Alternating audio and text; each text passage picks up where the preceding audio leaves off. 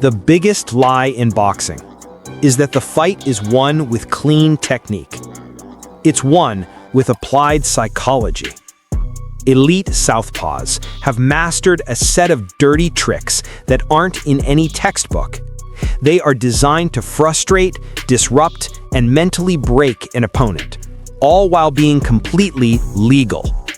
In this video, I'm giving you the 3 most effective legal cheats in the Southpaw arsenal.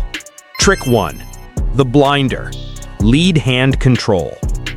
The first trick is the most subtle and the most infuriating for your opponent. It's the art of using your lead right hand, not just to parry, but to control their entire world. Your lead hand's primary job is not to punch, it's to take away their eyes. A fighter who can't see can't fight. They can't time you, they can't see your power hand, and they become increasingly frustrated.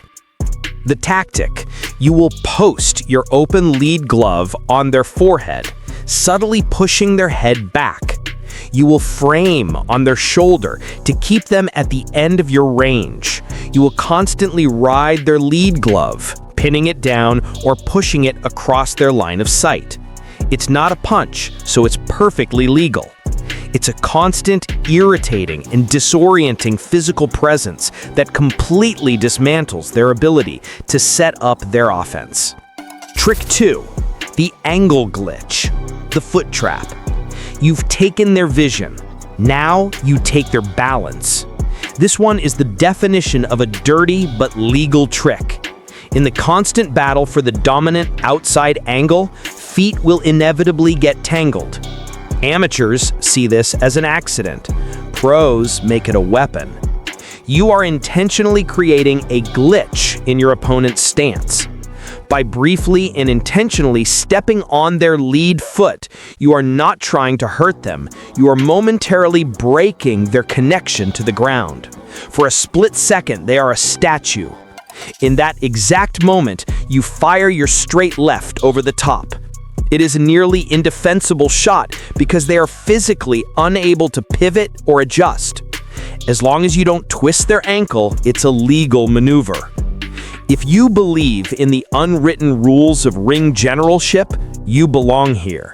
Hit subscribe and let's continue decoding the science of combat. Trick 3. The spin cycle.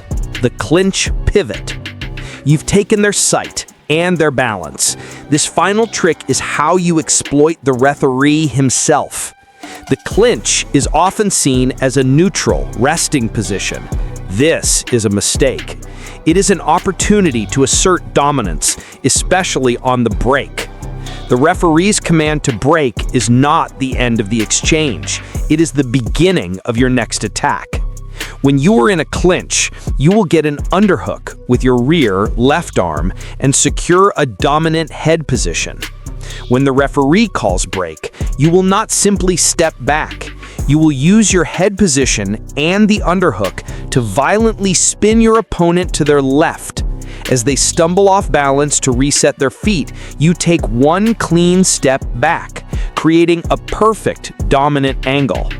While they are still turning to face you, you are already launching your first shot.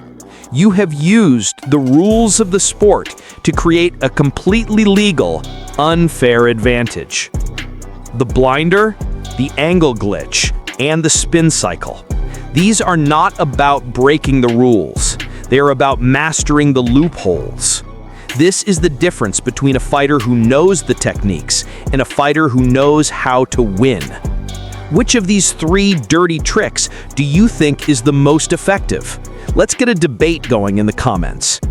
If you're ready to master the art of gamesmanship, subscribe now. And to understand the foundational principle of why all these tricks work, watch my Southpaw versus Orthodox, the footwork battle guide right here on the screen. It is the perfect next step. Train smart, stay ready.